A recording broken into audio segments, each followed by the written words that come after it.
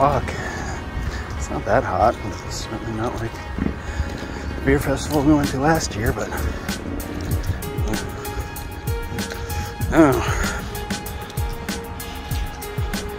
It's the first hot day of the year though.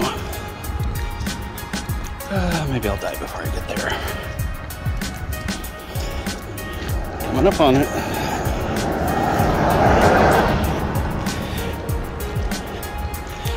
It looks like I would have made it in under 20 minutes.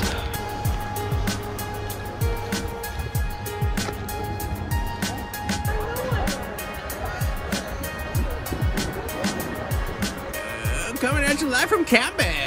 Canby. Canby. Canby. Indeed. Canby. Indeed. Be the 12th caller. Hello and welcome to the Couch Co-op Show.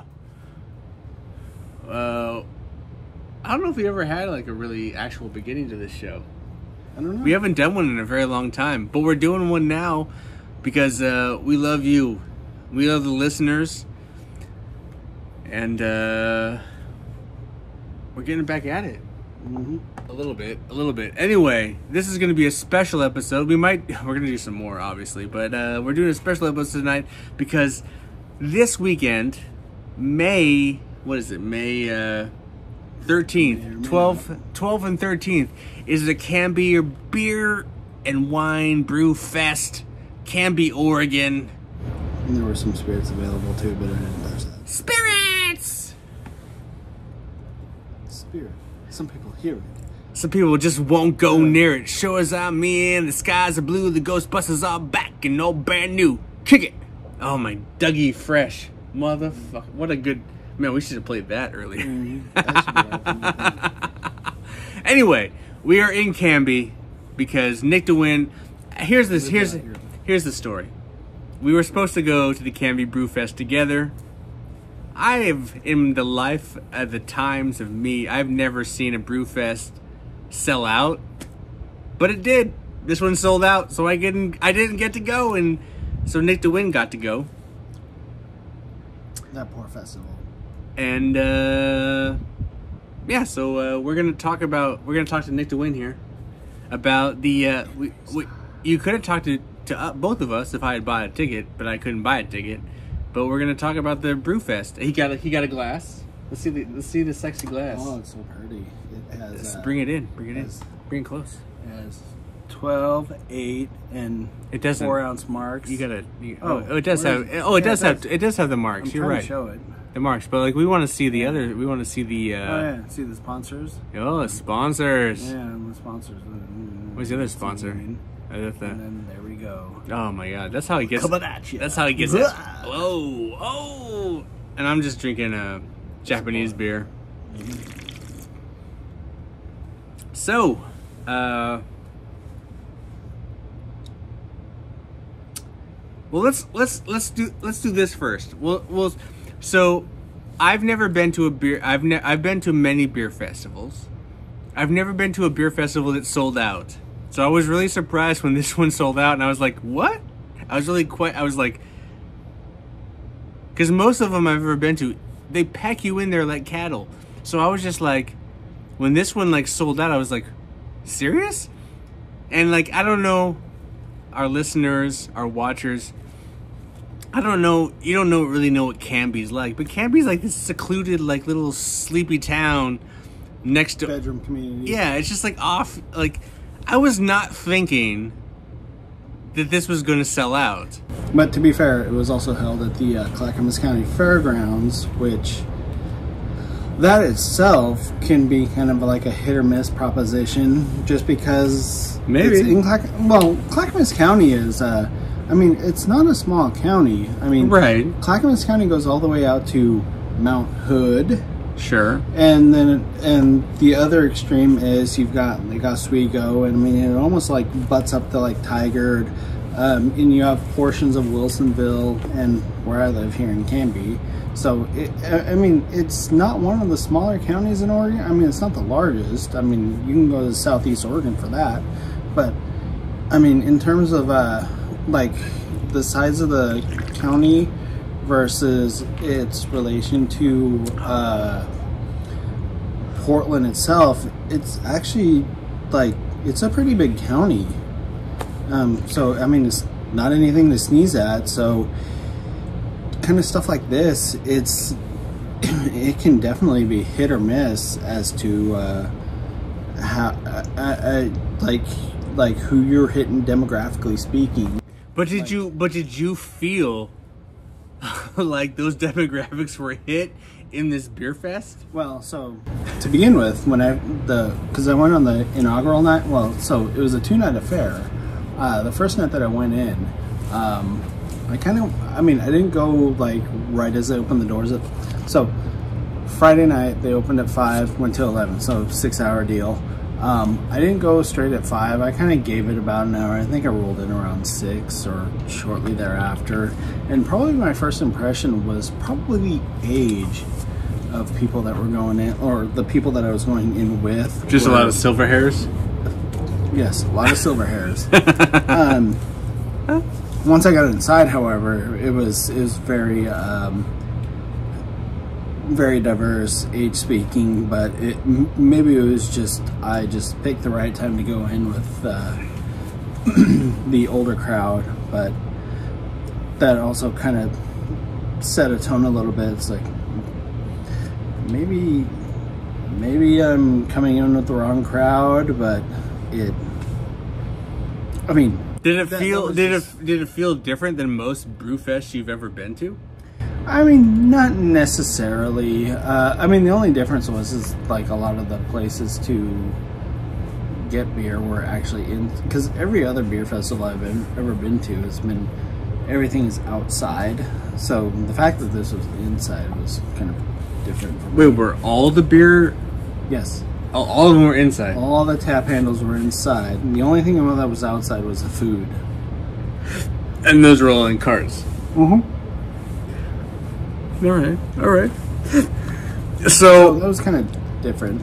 How packed was this festival? So when I went Friday night, it was probably the busier of the 2 times that I went. So, tiring. I know. I mean, Friday night wasn't that bad. I mean, there wasn't more than like it wasn't that different from the Esther Short Park Beer and Wine Festival we went to last year in terms of like lines, like maybe 2 or 3 people. All the seats were taken, which kind of didn't suck for me, because you'll probably see some video of it. I took some video of me drinking beer and just general observations and stuff, but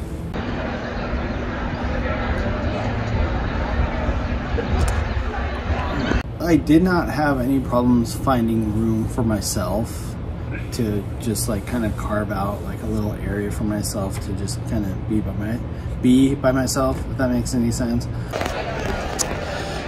I found my nice quiet little corner here, and doesn't seem like people come over here.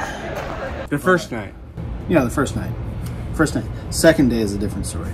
So I guess to describe it, it seemed like it was busy with people who were coming in after work but weren't going to stay until the 11 o'clock close time. So it started thinning out probably around 8 to 9 o'clock, which was great for me.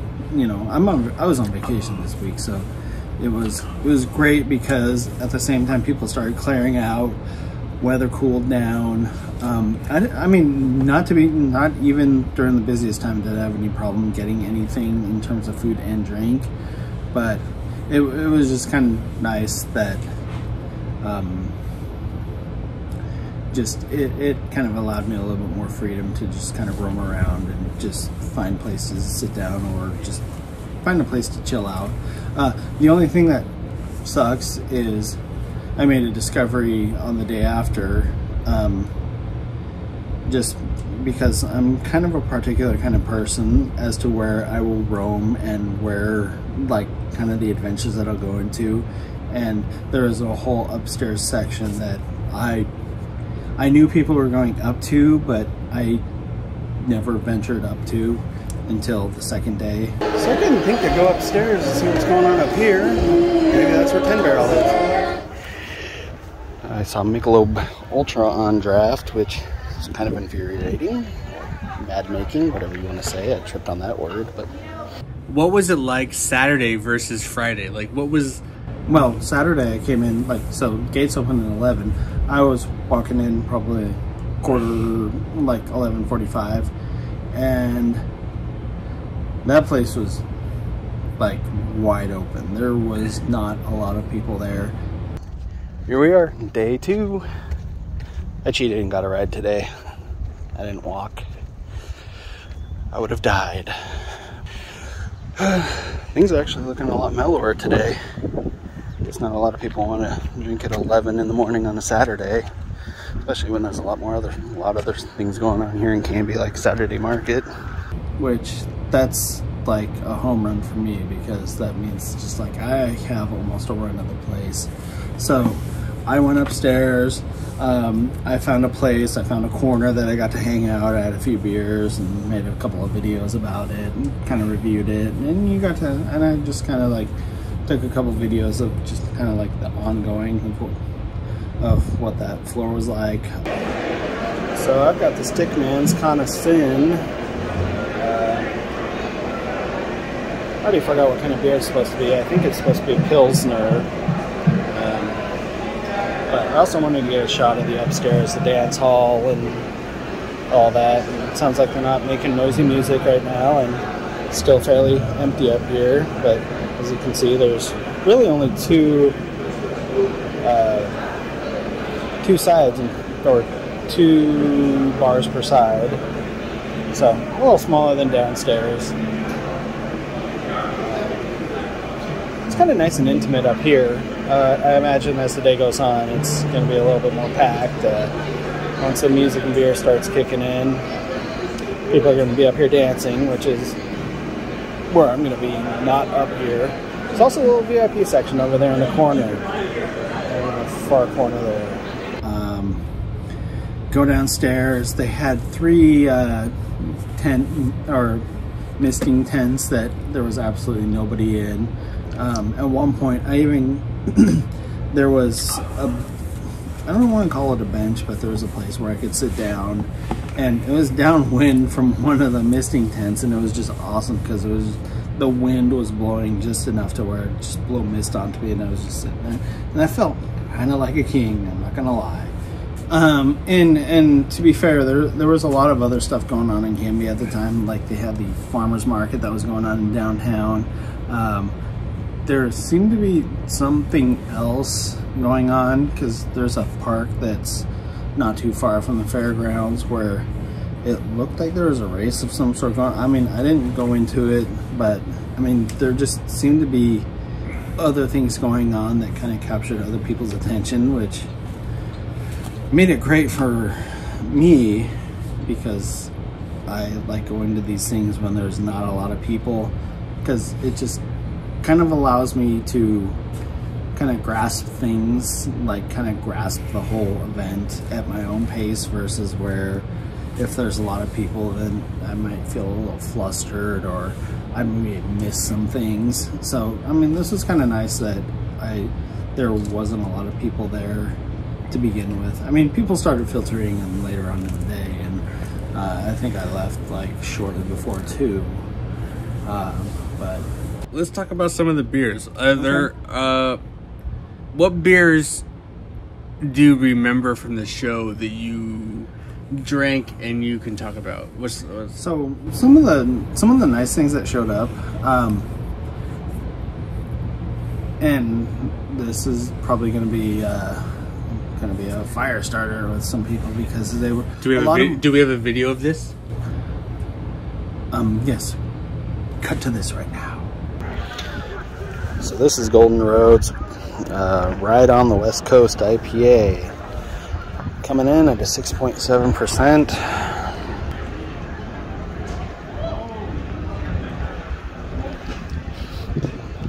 This is a nice West Coast IPA, even though generally West Coast IPAs are supposed to be a little hoppier, I believe.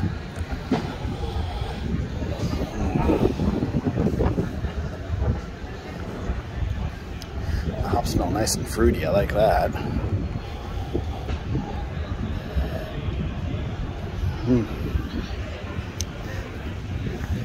It's actually a nice, inoffensive IPA. Kind of works on a day like today.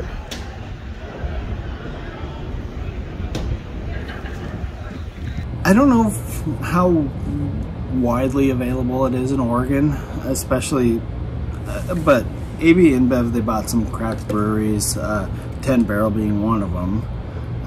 There's probably kind of a big deal not too many years ago, but there was also some other breweries that kind of fell into that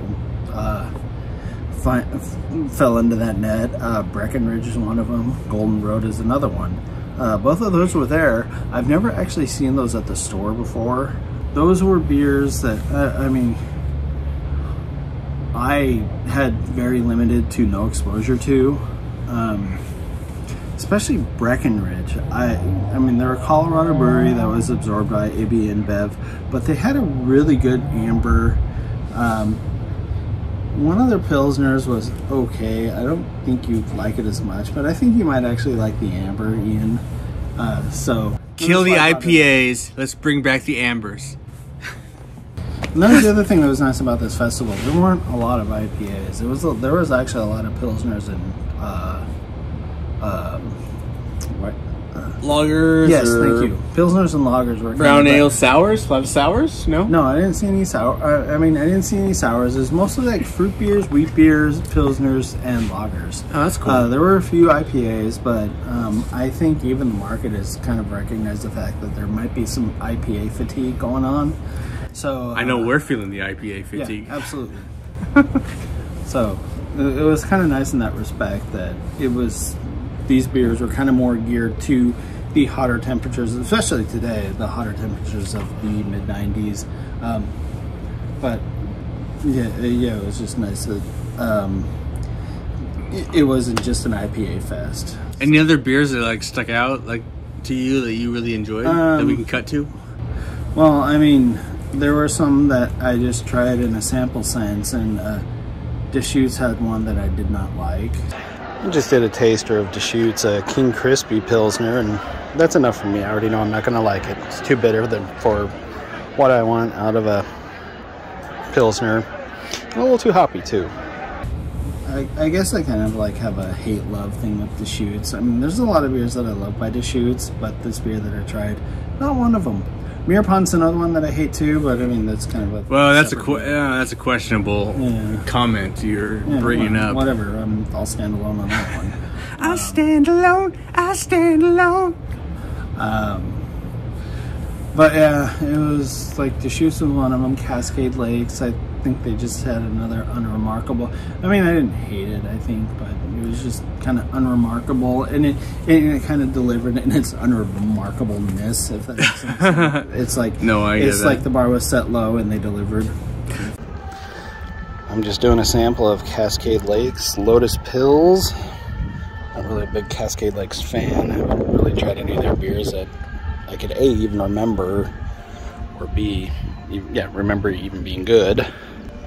But I just thought I'd give this one a shot because it's there.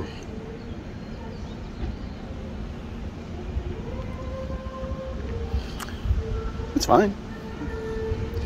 It's actually kind of better than I expected. I guess that's what happens when you set the bar low.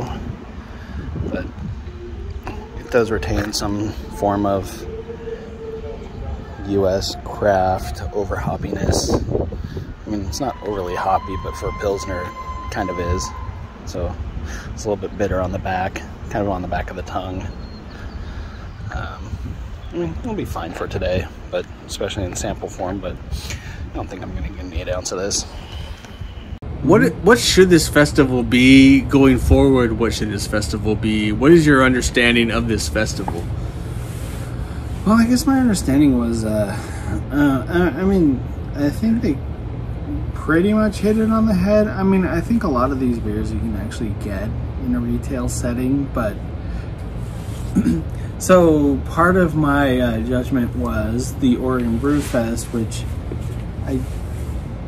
I don't know if they actually are doing it anymore. I think they canceled it either this year or last year. But one of the main tenets of the Oregon Brewers Festival is that all the brewers that submitted entries actually had to create a new beer just that was like festival specific. Like you couldn't get it anywhere other than at this festival. I like that idea. It's great, but at the same time I can understand the economics behind it to where it's not always feasible. And the fun part about this festival was there are beers that I personally had never had, but you know, I mean, they're probably available at a store that I've just never come across. So it's kind of like flirting with that line between super rare and like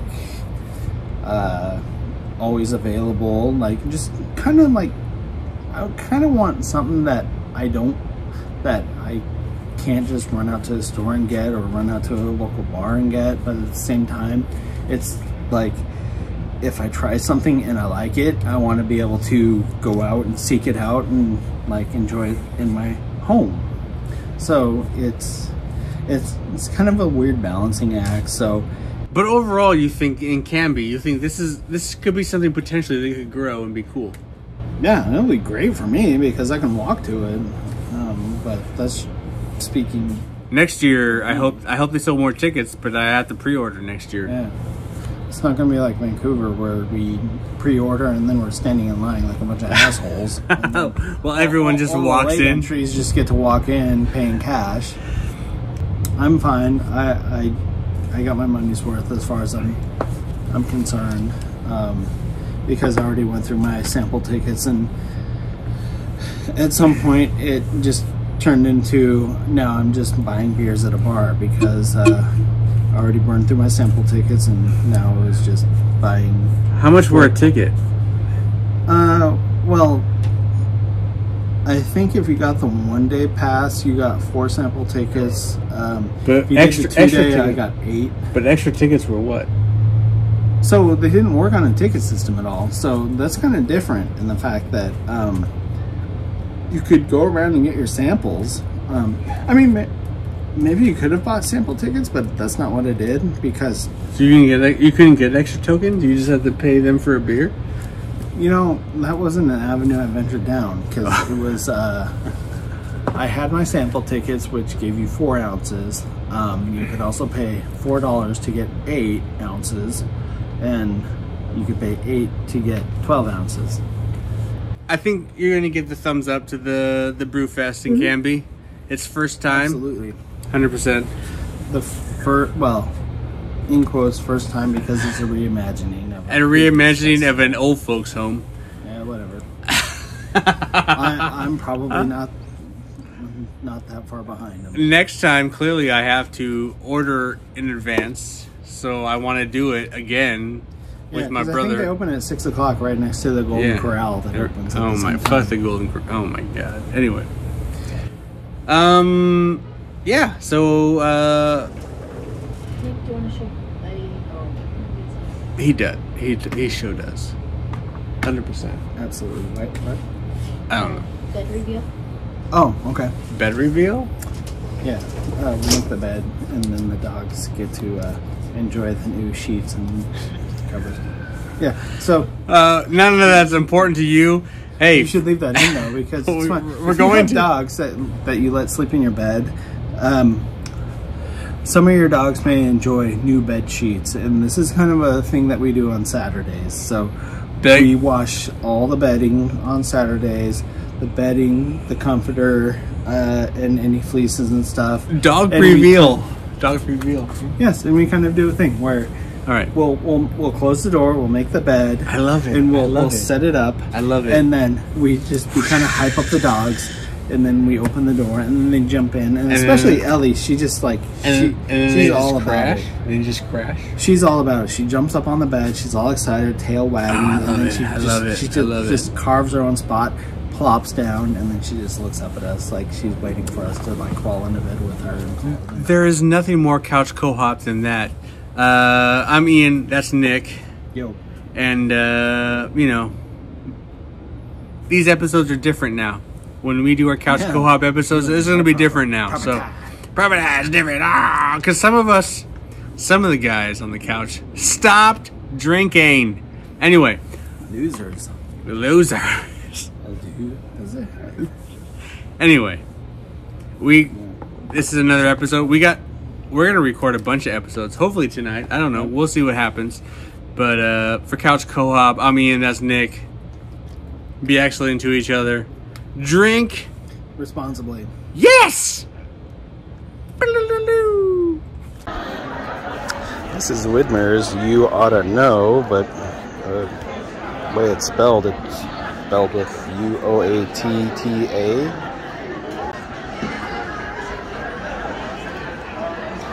It's kind of a refreshing beer at 4.4.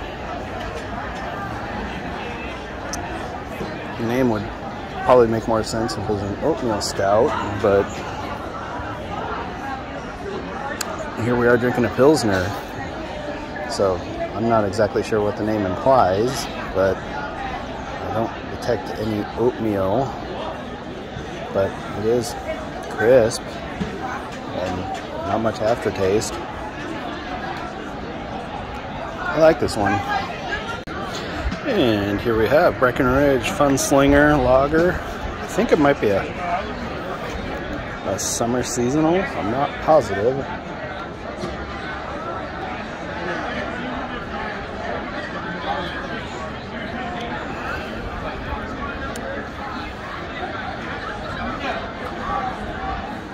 Tastes decent enough. I mean, nothing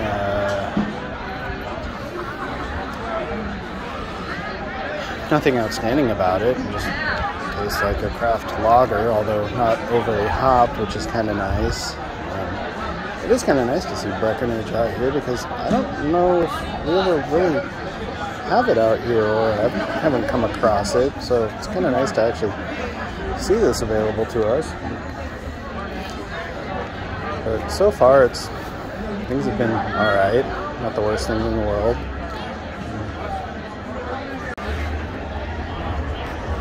And this here is David's Chair, Hefeweizen from Gilgamesh out of Salem.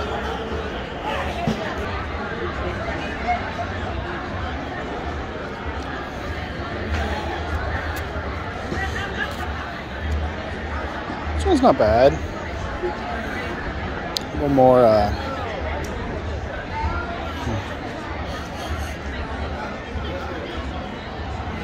something I can't quite detect on the nose.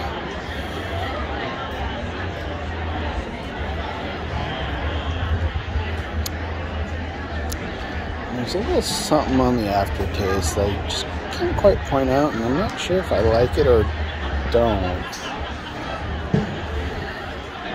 I mean, I'm not normally a wheat guy anyway, but this one's alright. I'd drink it again. I think it's only 4.5%. I'm not even sure if it's that much.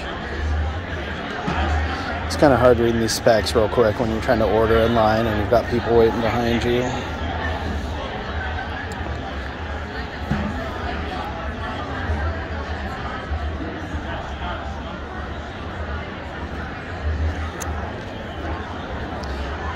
Since you're tired of it.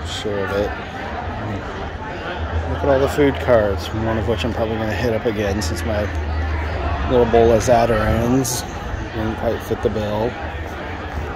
Maybe I'll give that barbecue joint a try.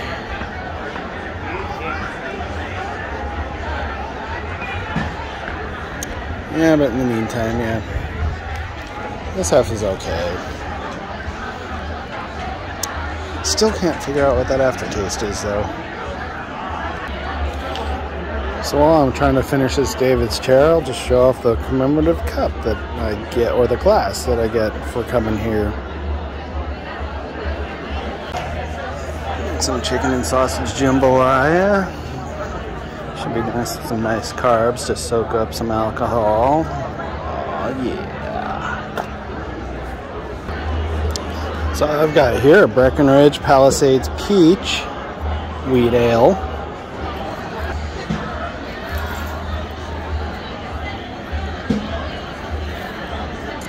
There's definitely a lot of peach in the nose. You can definitely smell it, but not so much in the taste. which is fine because I didn't want it to be overly peachy anyway. I'm sure there's a peachy joke to be made there. I'm just not going to do it. I'm too highbrow for that.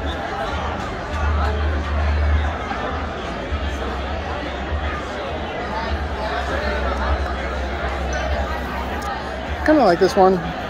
Nothing really overwhelming about it. Definitely the peachiness. No overwhelming malts or anything like that. It's alright. I'm kind of liking Breckenridge for being just a not overly anything brewer. Well, it's AB InBev. So for second dinner, I've got a brisket plate from Bert's Chuck Wagon Barbecue. And I got beans and mac and cheese. Yay. And I already made a mess of myself and I haven't even had a bite yet. So I've got a full pour here. It's only supposed to be an 8-ounce pour, but whatever. I'll roll with it. From Widmer, it's Rosemary, Queen of Kolsch. It's a beer style that I'm not sure I still understand. I haven't really tried a lot of them, but I know they're generally associated with summer. Speaking of summer, you're looking at the Clackamas County Fairgrounds, which in about a couple months' time will be full of all sorts of deep fried goodness and all sorts of stuff that kind of appeals to a certain segment of a rural audience. But I always like coming to it too because it's just kind of fun, because getting a giant ass corn dog or elephant ear or just something deep fried, it's nice and delicious. But that's not what we're here for today.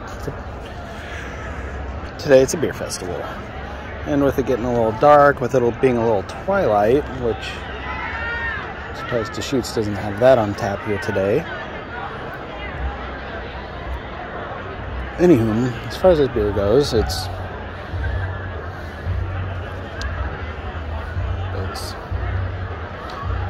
again, it's nothing special. I mean, it's Widmer, so I think they like to attach a bunch of names to different beers that may slightly deviate from kind of mainstream brews. I mean, I do like this. It's not bad. This is very summery, but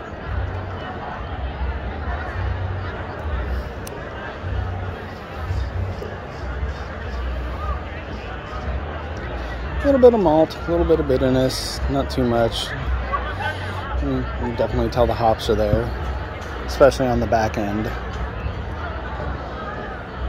Fuck you, tree. I don't know what you're dropping on me, but I'm going to turn you into firewood. This here is Golden Road's mango cart.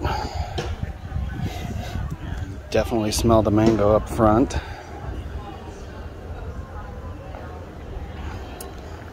Don't really taste it. I mean, it's there. You can definitely tell it's there, along with some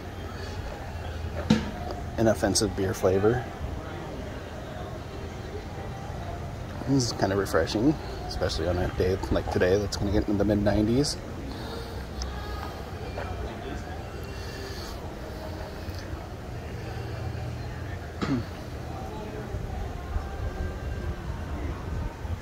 Well, yeah, it's like a mango wheat beer. So again, not anything overpowering, just there. But the nice little hint of mango is kind of a nice addition. Not a bad beer. I'm just doing a sample of Cascade Lakes Lotus Pills. Not really a big Cascade Lakes fan. I haven't really tried any of their beers that I could A, even remember, or B, yeah, remember even being good. But I just thought I'd give this one a shot because it's there.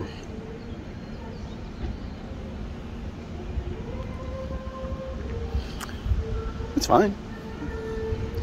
It's actually kind of better than I expected. I guess that's what happens when you set the bar low.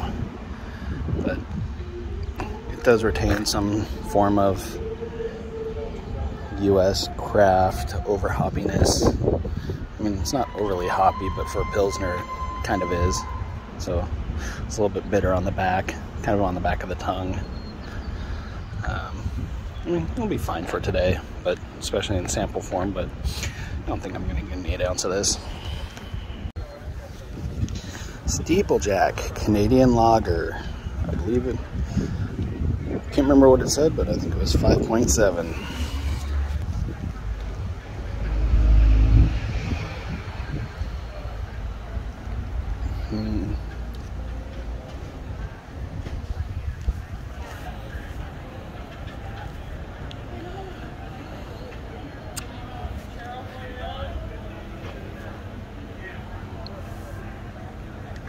It tastes a little hoppier than some of the Canadian lagers I've had from like Molson or Labatt's.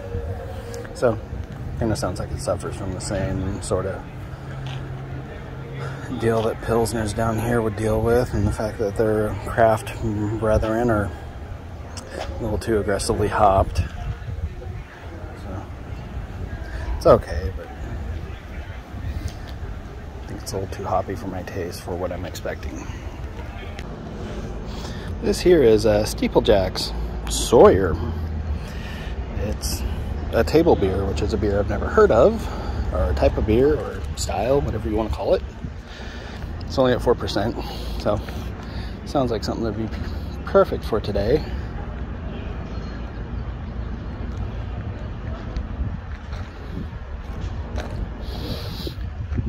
I guess it's trying to be like a lager of some kind, craft lager. It's kind of what it tastes like. And I seem to be picking up on a theme here that we at Couch Co-op have already noticed for quite some time, that craft pilsners and lagers are generally overhopped.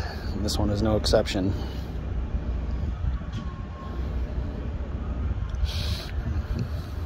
Yeah. It's kind of weird. It seems like all the AB InBev stuff is actually doing it right in terms of not aggressively hopping some of these beers that don't need to be overly hopped. Well, this one's okay, but it's too hoppy. So maybe Miletus does have some representation here, because this is Breakside Pilsner. And again, I forgot to look at the ABV, but you know what? Beer Advocate has all that information for you. Anyway, on to beer.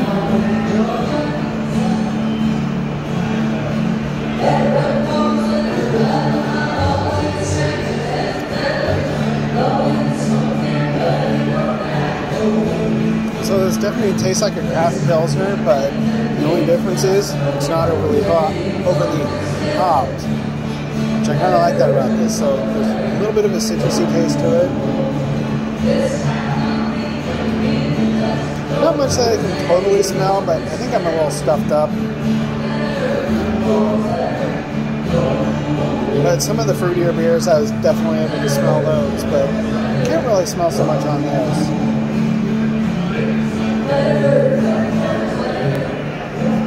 This here is Golden Road's Guava Card, which is also a wheat beer, similar to Mango Card. Actually, Mango Card was actually a fruit beer, but this one was classified as a wheat beer.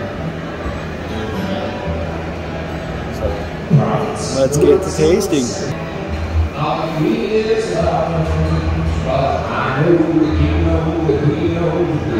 Some of it reminds me of that Guava Rockstar that they had many years ago. It used to be one of my favorites. Back when, I guess Rockstar always sucked, but I don't know. I always drank it because it was $1 at work, because I worked for a Rockstar distributor at the time. But that is neither here nor there.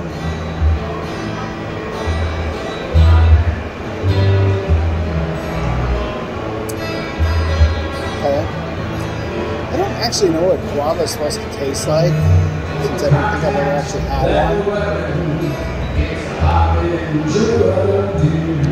But I kind of feel like there is some guava flavor in this.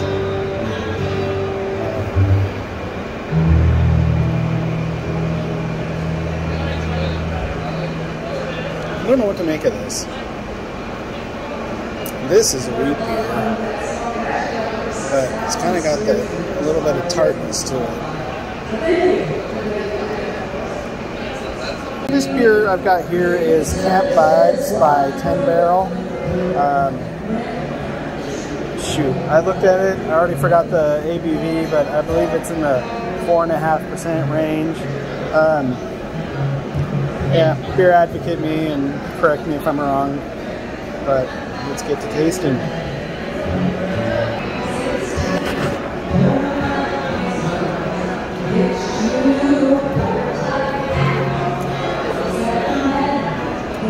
Forgot to mention this is a golden ale.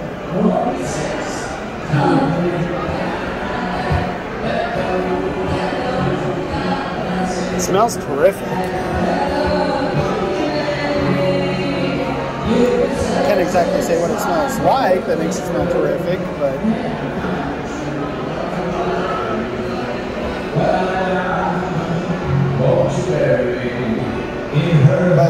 it seems like it's one of those beers that smells better than it actually tastes. Not that it tastes bad. This one doesn't seem to have a lot of aftertaste, which I guess, depending on the beer, I guess in this case, is fine.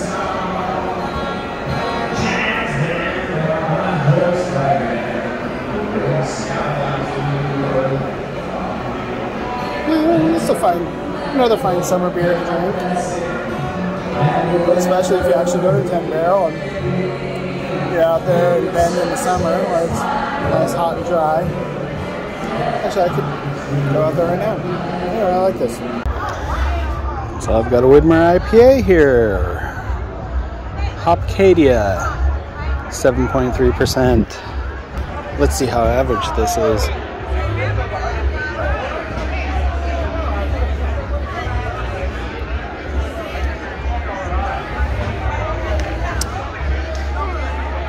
I kind of like the nose on this one. It seems a little piney, which I kind of like about my any hops and beers. Kind of a piney floral scent.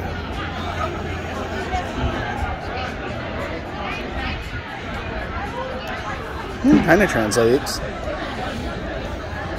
Watch drunk people. Oh, never mind. They decided to stop playing cornhole. Sorry. So you don't get any visuals. Different perspective of the night's events.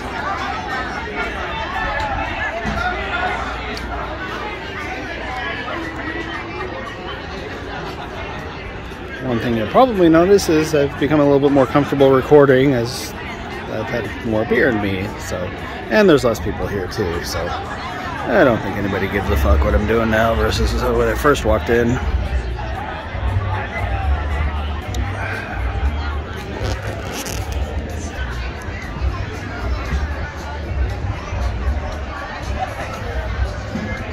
I mean, kind of like with the Rogue.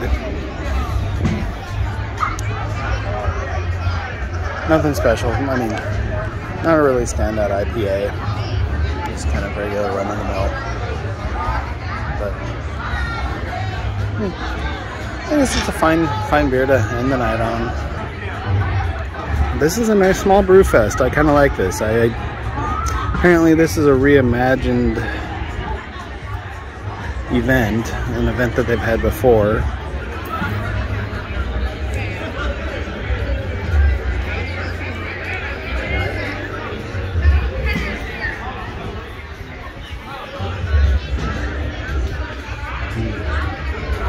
But I never actually went to one of those, so I don't know what they were like versus what this is. But whatever this is, I kind of like. The only thing is, I haven't been super impressed with the food yet, but I've only been to 2 out of the 6 places available. And here's kind of a food cart row.